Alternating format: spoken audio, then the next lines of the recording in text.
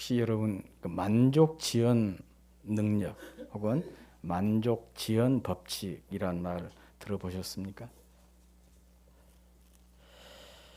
더 큰 가치를 위해 혹은 더 큰 그 유익을 위해서 당장의 욕구나 만족을 참아내는 능력, 이것을 가리켜서 만족 지연 능력이라 혹은 만족 지연 법칙이라 그렇게 얘기합니다. 다른 말로는 제가 이 말을 하면은 이제 그렇게 얘기하실 거예요. 마시멜로 법칙이라고도 얘기를 합니다. 미국 스탠포드 대학교 미셸 교수라고 하는 분이 약 한 40년 동안 연구해서 내린 발견한 법칙입니다.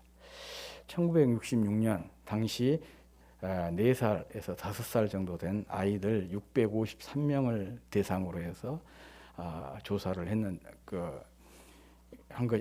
연구를 실험을 한 것인데, 아이들에게 사탕 마시멜로를 하나씩 주면서 15분 동안 참은 사람에게는, 먹지 않고 참은 사람에게는 하나를 더 주겠다, 그렇게 얘기를 했습니다. 그리고 이제 653명을 관찰을 했는데 대부분의 아이들이 그냥 기다리지 않고 먹어버렸습니다. 그 중에는 약 한 15분이 다 될 때까지 기다렸다가 그냥 참지 못하고 먹는 아이들도 있었고, 또 15분을 채워서 2개를 받아 먹는 아이들도 있었습니다. 그런데 연구자들이 그것을 다 기록을 한 거예요. 각자가 그 시간별로 언제 먹는가, 빨리 먹는 아이들을 비롯해서 15분 정도까지, 또 15분이 지나가지고 2개를 먹는 아이들까지 다 기록을 해서 그들의 사회생활 같은 것을 45년 동안이나 추적 조사를 했어요. 참 대단하죠. 45년 동안 추적 조사를 한 결과 이 15분을 기다리지 못하고 사탕을 먹어버린 애들은 대부분이 보니까 불안정한 생활을 하고 있었고, 또 그 중에서도 빨리 먹어버린 애들을 보니까 이 약물 중독이랄지 알코올 중독이랄지 또 비만이랄지 이런 것으로 굉장히 힘들게 사는 것을 발견을 했습니다. 대신에 15분 동안 기다려서 하나를 더 받아 먹었던 아이들은 사람들은 일반적으로 안정된 생활을 하고 있었어요. 그때 나이가 한 50 정도 되지 않겠어요? 일반적인 안정된 생활을 하고 있고, 또 어떤 것을 충동적으로 결정하지 않고 상당히 미래지향적으로 계획을 하고, 또 미래지향적이라는 것을 발견하게 되었습니다. 이 실험을 통해서 미셸 교수가 발견한 것이 그거예요. 사소한 차이가 큰 차이를 만들어낸다는 평범하면서도 굉장히 놀라운 사실을 깨닫게 된 것이고, 바로 여기에서 잘 절제할 줄 아는 사람, 참아낼 줄 아는 사람이 성공한다라고 하는 이 마시멜로 법칙을 만들어내게 된 것입니다. 이 욕구를 참아내는 아이들이 성공한다는 그런 마시멜로 법칙을 완성을 시켰습니다. 아울러 그는 행복한 삶이라고 하는 것은 머리에 IQ에 있는 것이 아니고, 지능에 있는 것이 아니라 자기 통제 능력이다, 절제에 있다고 덧붙였습니다.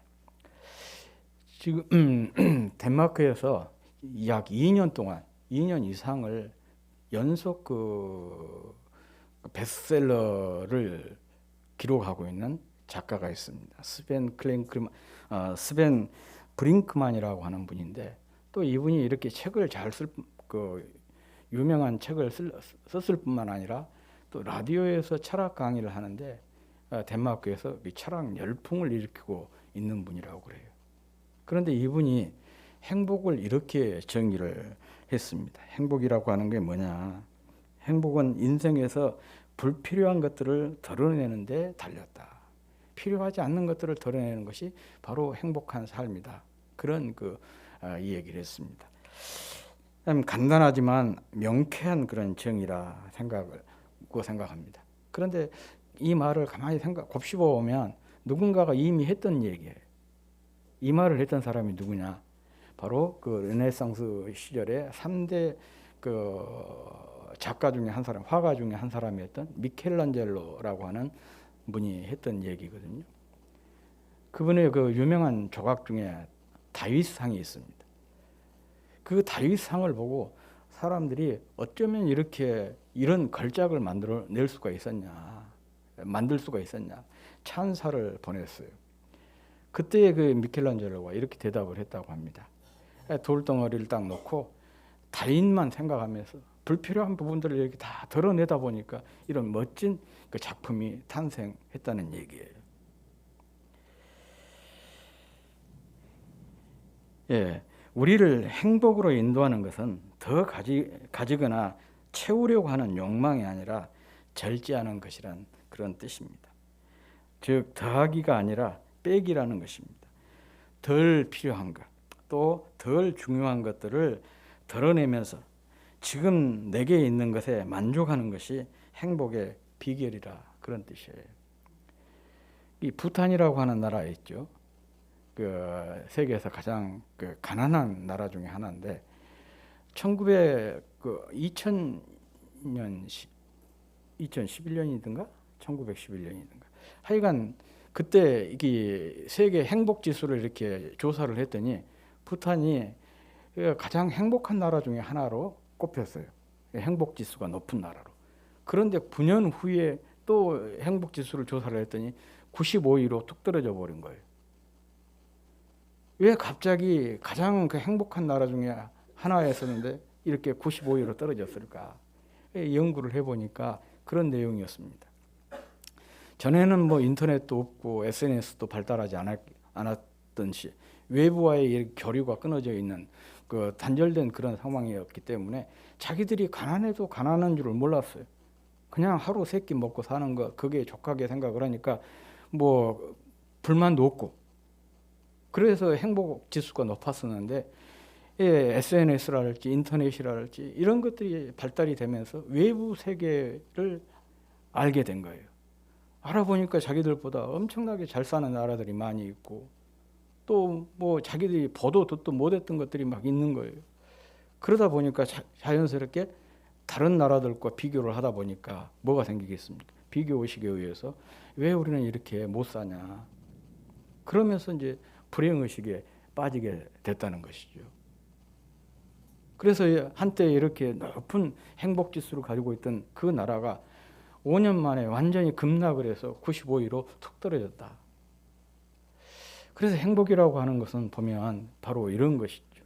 현재 내가 가지고 있는 그것에 집중하면서 만족하면 행복한 것이고 자꾸 비교하고 어떤 더 가지려고 하는 욕심을 품게 되고 그럴수록 행복으로부터 멀어지게 된다는 그런 의미 이게 아니겠습니까? 우리가 사는 시대는 참 그 유혹, 그 과잉 시대 그렇게 얘기하고 유혹거리들이 정말 많은 그런 시대입니다.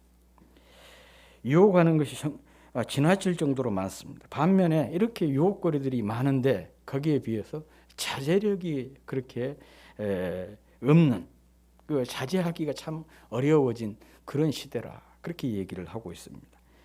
기술의 발달로 새로운 유혹거리와 그것을 즉각적으로 충족시킬 수 있는 수단이 엄청나게 많이 생겨났기 때문에 유혹거리는 많아졌는데 그 유혹을 물리칠 수 있는 자제력이 많이 부족하게 되었다는 얘기예요.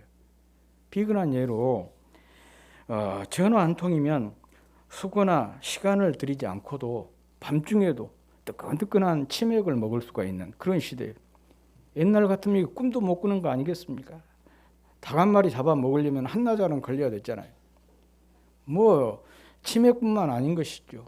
수박도 그러잖아요. 우리가 수박 먹으려면 1년 기다려야 되지 않습니까? 그런데 지금 수박은 뭐 한겨울에도 사서 먹을 수가 있는 그런 시대가 있어요. 그러니까 뭔가 기다리고 자제하고 그럴 필요가 없어져 버린 거예요. 어찌 보면 편리함이 좋은 점은 있지만은 그 편리함으로 인해서 우리가 소중한 어떤 자질들을 자제력이라고 하는 절제라고 하는 이와 같은 소중한 그 자질들을 상실하게 되어버렸습니다. 이런 그 편리한 현실은 어떤 문제에 대해서 심사숙고할 틈을 주지 않고 충동에 대해 즉각적인 만족을 가져다 주기 때문에 현대인은 자제력이 약해질 수밖에 없는 것이죠. 성경을 보면 오늘 읽었던 그 창세기 3장이 인류 비극장이라 그러잖아요. 죄가 어떻게 세상에 들어오게 됐는지, 인류에게 들어오게 됐는지 그 과정을 간단하게 마치 우화처럼 보여주고 있는 것이 창세기 3장이거든요.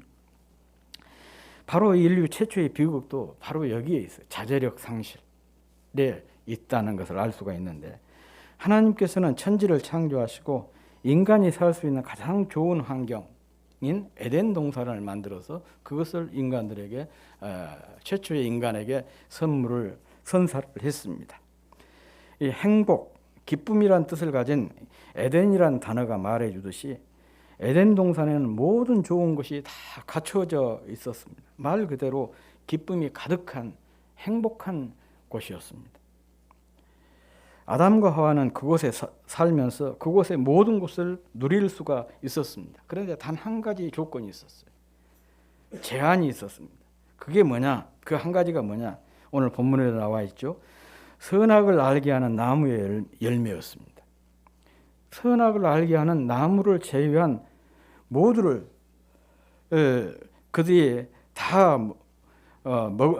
그들에게 다 허용이 되었고 누릴 수가 있었던 것입니다.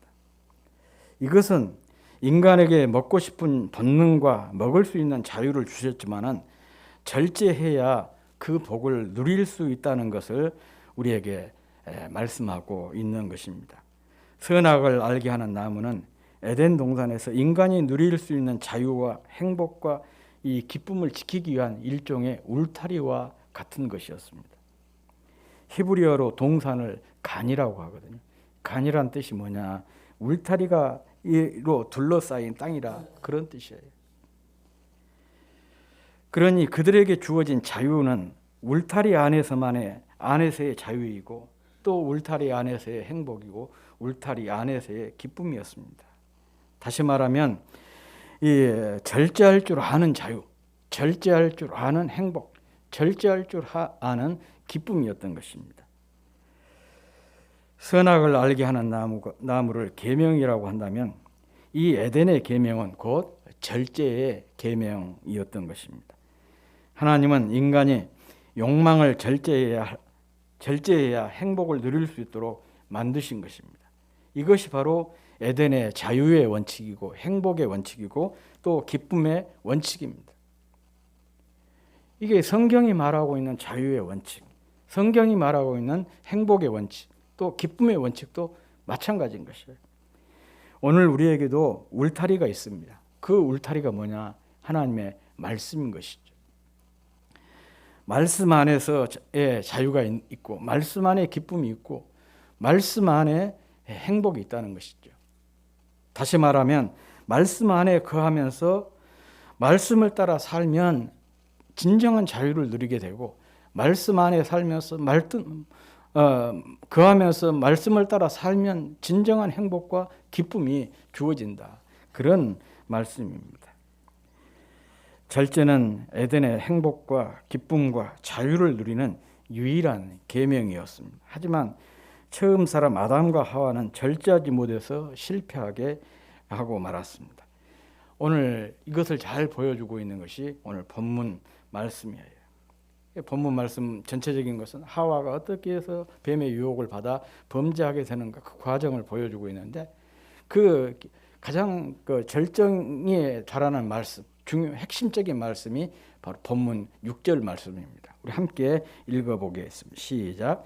여자가 그 나무를 본즉 먹음직도 하고 보암직도 하고 지혜롭게 할 만큼 탐스럽기도 한 나무인지라.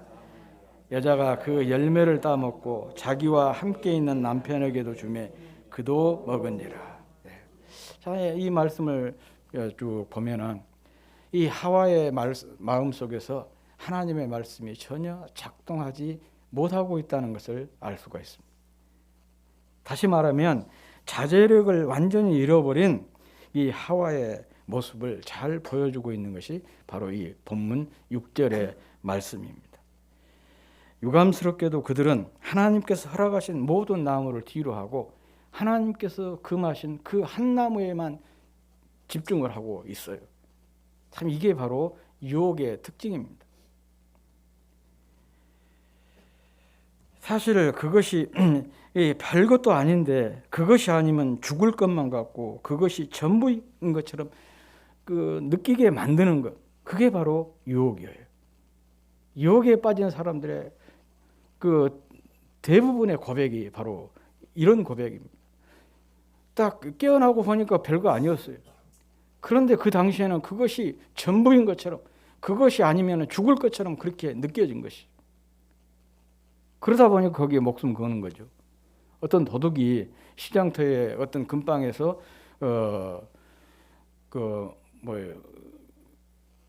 금품을 이렇게 탈취를 해가지고 도망을 쳤어요. 그런데 하필이면 어디로 도망을 치냐? 사람들이 가장 많이 다니는 분빈 쪽으로 도망을 친 거예요. 그러니까 금방 주인이 나와가지고 소리를 친 거예요. 도둑이야! 그랬더니 사람들이 옆에서 달라들하고 금방 그 사람을 붙잡았죠. 그리고 경찰서에 끌려갔어요. 경찰이 취재를 하다가 너무 어이가 없지 않습니까? 훔쳤으면 사람이 없는 골목으로 없는 데로 튀어야 되는데 사람이 많이 있는 이 시장 길로 도망을 쳤던 것이죠. 경찰이 취조를 하면서 왜 그랬냐 그랬더니 당시에는 아무것도 안 보였대. 뭔만 보였냐? 이 금품만 보인 거예요. 사람도 안 보여요. 이게 바로 유혹의 특징입니다. 별것도 아닌데 그것이 전부처럼, 그것이 아니면 안 될 것처럼 그렇게 여겨지도록 만드는 거예요. 사실 하나님께서 에덴 동산에서 각종 좋은 것, 귀한 것들 많이 다 주셨잖아요. 그런데 그런 것들은 바라보지도 않고 딱 뭐에만 필이 꽂혔냐?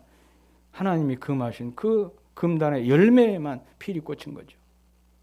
참 그런 걸 보면 인간이 유혹이라고 하는 게 얼마나 무서운 것인가, 그런 생각을 해보게 됩니다. 어떤 분들은 그 유혹하는 과일이 너무 좋아, 저는 그렇게 생각하지 않습니다. 별로 좋지 않아도 사람이 거기에 딱 유혹에 걸려들면 그것이 전부인 것처럼, 가장 좋은 것처럼, 가장 아름다운 것처럼 그렇게 보이도록 사단이 만들어버리는 거예요.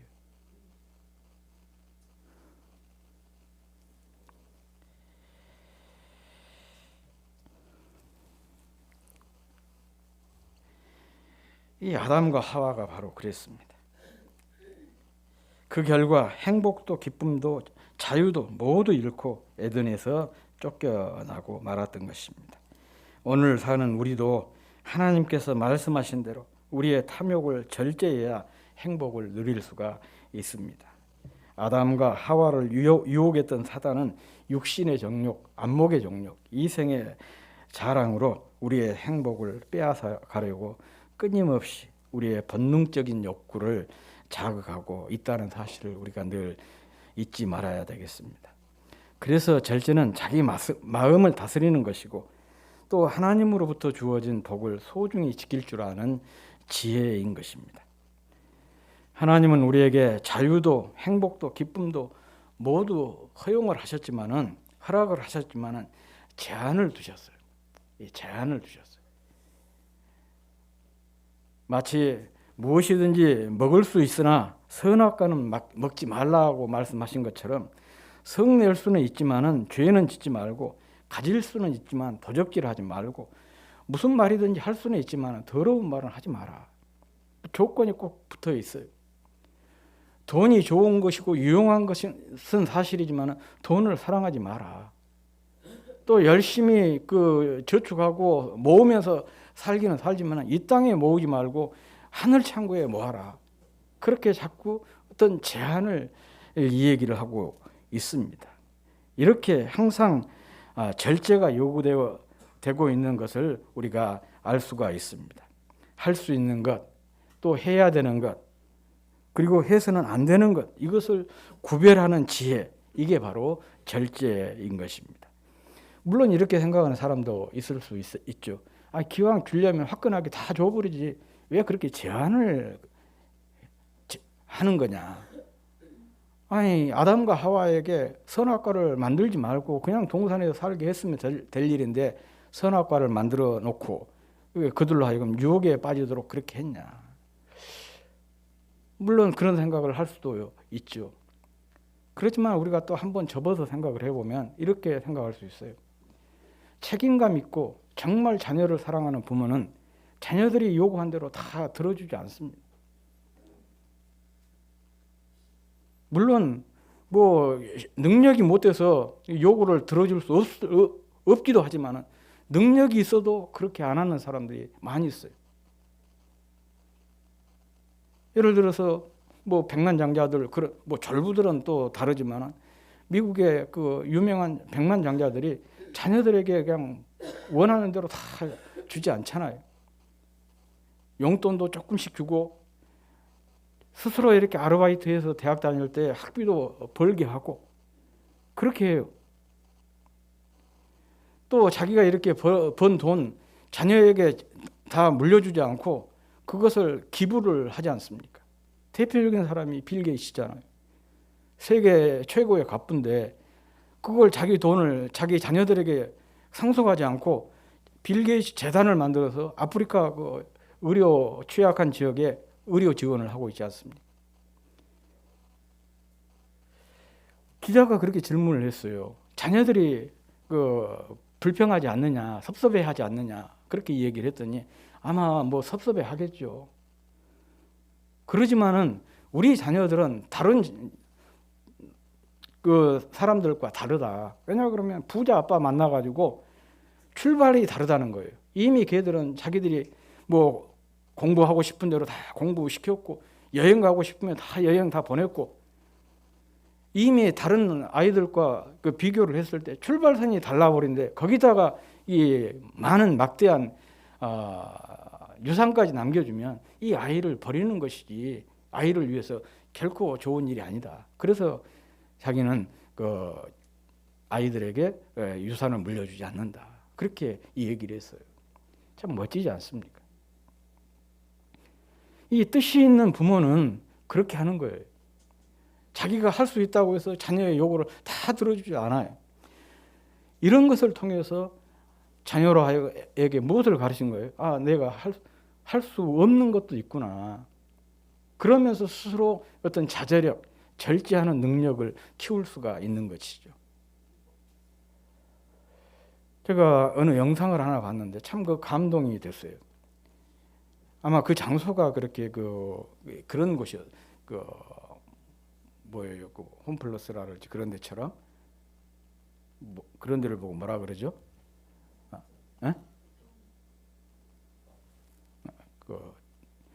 그 쇼핑몰 뭐 그런 데였던 것 같아요.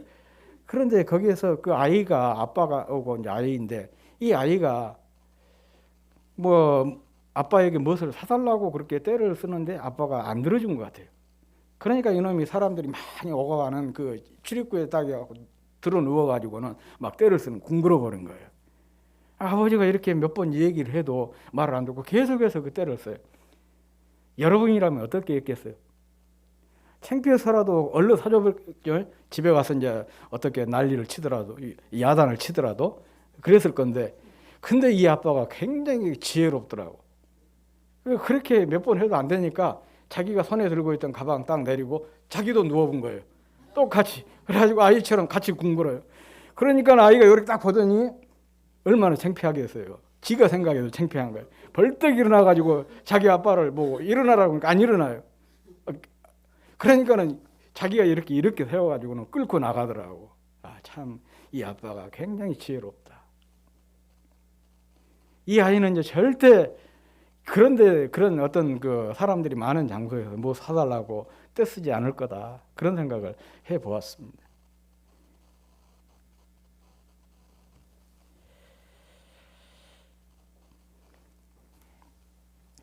사실 자녀가 해달라는 대로 다 해주고 싶은 것이 부모 마음 아니겠습니까?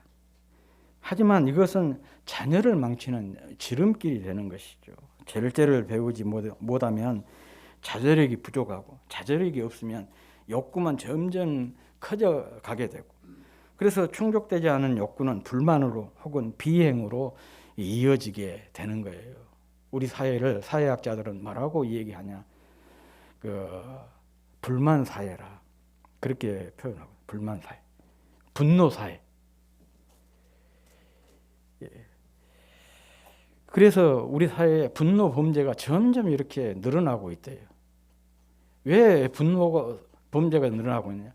분노를 조절할 수 있는 그 능력이 상실되어 가지고, 그래서 그냥 참지를 못한 거예요. 화가 나면. 그 묻지마 범죄라 그럴지, 그런 것도 전부 다 이 분노 조절 실패에서 비롯된 것이에요. 앞사람이 그런 일도 있었잖아요. 전화, 공중전화 지금 거의 사라져 버렸지만, 앞사람이 공중전화를 조금 길게 한다고 해가지고 뒤에서 기다리다가 화가 나가지고는 칼로 상해를 입히는 그런 일도 있고, 그런 일들이 종종 발생해요. 범죄의 4분의 1이 분노 조절 때문에 일어난다. 그렇게 이 얘기를 하고 있습니다. 통계에 나오고 있습니다. 행복은 절제에서 피어나는 꽃입니다. 절제가 없는 곳에서 느끼는 행복이라고 하는 것은 신기류에 불과한 것입니다. 스토아 철학의 창시자 제논이라고 하는 분이 있는데, 그분의 제자 중에 한 사람이 굉장히 씀씀이가 해프고 또 허영심이 있어서 거칠에만 치중하는 그런 제자가 있었어요. 그래서 제논이 그 제자를 불러다가 허되게 야단을 쳤습니다. 그러니까 오히려 이 제자가 반색을 하면서 스승에게 반문을 하는 거예요. 아니, 내가 그럴 만한 능력이 있어가지고 내 돈 가지고 내가 쓰는데 뭐가 잘못된 거냐. 그랬더니 제논이 이 제자에게 이렇게 얘기한 거예요. 야, 이놈아, 요리사가 소금이 많이 있다고 해서 음식에 소금을 몽땅 넣어버리면 그 음식 어떻게 되겠냐는 거예요. 절제라고 하는 것은 없거나 모자라기 때문이 아니라 많지만 아끼고 삼가하는 것을 의미한 것입니다. 할 수가 있고 자유도 있고 권리도 있지만 스스로 포기하거나 제한하는 것, 이것이 바로 절제인 것이에요. 성경도 이런 말씀 있지 않습니까? 모든 것이 가하나 모든 것이 유익한 것은 아니요, 모든 것이 가하나 모든 것이 덕을 세우는 것은 아니니 누구든지 자기의 유익을 구하지 말고 남의 유익을 구하라. 그렇게 말씀하고 있습니다. 이것이 곧 절제의 정신입니다. 모름지기 성도의 삶이 이래야 한다는 것이죠. 그러므로 절제할 줄 아는 사람은 성숙하고 행복한 사람입니다. 행복을 만드는 사람입니다. 절제는 하나님이 주시는 행복을 선택하는 믿음입니다. 행복이라고 하는 것은 욕심을 채우는 것으로 얻는 것이 아니라 욕심을 다스리는 절제의 마음에 주어지는 것입니다. 게다가 다른 사람의 유익을 위해 스스로 제한한다면 행복을 주변으로 퍼뜨리는 일이 되는 것이죠. 오늘이 사순절 세 번째 주일입니다. 이 사순절에는 너나 없이 무엇하지 않기를 강조를 하고 있습니다. 과욕, 과식, 과용, 과락, 말 그대로 모든 지나친 것을 삼가하는 것, 이게 바로 사순절의 중요한 정신 중에 하나입니다. 이 경건의 절기에 크든 작든 많든 적든 지나침을 끊는 훈련은 참으로 중요합니다. 비교적 세속적 습관에 관대한 독일 개신교에도 이 사순절 기간만큼은 이와 같은 경건 활동을 굉장히 강조하고 있다고 그래요. 그 이름이 7주간의 포기라고 하는데, 술을 비롯해서 초콜릿과 같은 달달한 군것질을 금지하고 육류 소비를 줄이고 또 텔레비전 오락 프로그램 시청을 절제를 하고 과도한 취미 생활이나 또 고질적인 습관 중단 및 고치는 일에 힘쓴다고 합니다. 그런데 문제는 여기에 참여하는 사람의 숫자가 얼마나 많나? 그럼 약 한 200만 명이 이 운동에 참여를 하고 있다는 것입니다. 우리나라 기독교 환경운동 단체에서도 보니까 사순절 기간에 이런 활동을 펼치고 있는 것을 보았어요. 산소 금식이라, 제가 여러분들에게 자료로 나누어 드렸죠. 사소하지만 소위 말하면 사순절 기간만이라도 리모컨 금식, 종이 금식, 소비 금식, 탄소 금식 등을 권장하는 그런 운동입니다. 사소하지만 이러한 절제와 금식 운동은 기후 변화 시대에 필요한 미덕을 넘어서 생존 전략이라 저는 그렇게 생각을 하고, 나아가서 공동체 행복 회복 운동이라고 생각을 합니다. 이걸 꼭 여러분이 집에 가지고 가셔서 잘 보이는 곳에 붙여놓고 일주일에 한 가지씩이라도 한번 실천을 해보셨으면 좋을 것 같아요. 이게 바로 어쩌면 모든 이 지구 공동체, 인류 공동체의 생존 전략이고, 이 공동체가 보다 더 행복해지는, 행복의 길로 나아가는, 그 행복을 회복하는 그런 운동인 것이죠. 그런 마음으로 동참을 하면 참 의미가 있지 않을까, 그런 생각을 해봅니다. 아무튼 이와 같은 사순절 절제 운동은 평소 습관을 당분간 포기하려는 실천을 의미합니다. 일상의 욕심을 자제하고 또 일상생활에서 경건의 훈련을 습관하는 것입니다. 이것은 단순히 무엇을 금식하고 끊고 포기하는 그런 것을 뛰어넘어서 주님의 은총을 받아들이기 위한 자기 비움인 거예요. 뭔가 내게 가득 채워져 있으면 새로운 것이 들어올 수가 없잖아요. 담을 수가 없지 않습니까? 주님의 은혜를 담기 위해서 내 안에 있는 것들을 덜어내는 것, 포기하는 것, 끊어내는 그런 거예요. 그런 것들을 끊어낼수록 주님의 은혜가 내게 더 깊숙이 스며들게 되는 거예요. 나쁜 습관 하나, 고질적인 습관 하나 끊어낼 때 거기에 주님의 은혜로 채워지게 되는 거죠. 그런 어떤 그 신학적인 영적인 의미를 가지고 우리가 이런 절제 운동에 동참할 필요가 있습니다. 억지 경건과 무리한 절제가 아닌 주님과 동행하며 주님을 닮고 주님을 배우는 신앙 훈련입니다. 그래서 주님의 마음으로 나와 화해하고 세상의 아픔과 연대하고 이웃의 고통과 공감하는 것입니다. 고난의 십자가와 눈높이를 맞추면서 주님의 뜻을 더 잘 이해하려는 기회로 삼는 것이죠. 그럼으로써 사순절은 주님과 더 가까이 친밀한 행복을 누리고 그 행복을 주변으로 퍼뜨리는 그런 절기인 것입니다. 이렇게 주님과 동행하며 경건 행진을 이어가면서 하루하루 구원의 은혜에 감사하고 의로운 생활을 결단하는 것이 참다운 성도의 모습인 것입니다. 이런 가운데 사순절은 고난 주간을 거쳐서 부활로 향하게 되는 것이고, 이처럼 사순절을 경건하게 지키고자 하는 사람에게 부활의 기쁨, 또 부활의 감격, 부활의 영광, 부활의 행복이 훨씬 클 것은 자명한 사실입니다. 주님과 동행하며 주님을 닮고 주님을 배우는 신앙 훈련을 통해서 덜 필요하고 덜 중요한 것들을 스스로 제거하고 포기해서 여러분의 심령과 여러분의 가정과 또 우리 교회의 에덴이 회복되었으면 좋겠습니다. 주님의 말씀을 울타리 삼고 할 수도 있고 또 자유도 있고 권리도 있지만은 스스로 절제하는 것이 성도가 누리는 참된 자유이고 참된 기쁨이고 참된 행복이라는 것을 우리가 늘 기억하면서 이 사순절을 의미 있게 잘 보낼 수 있기를 주의 이름으로 축복합니다.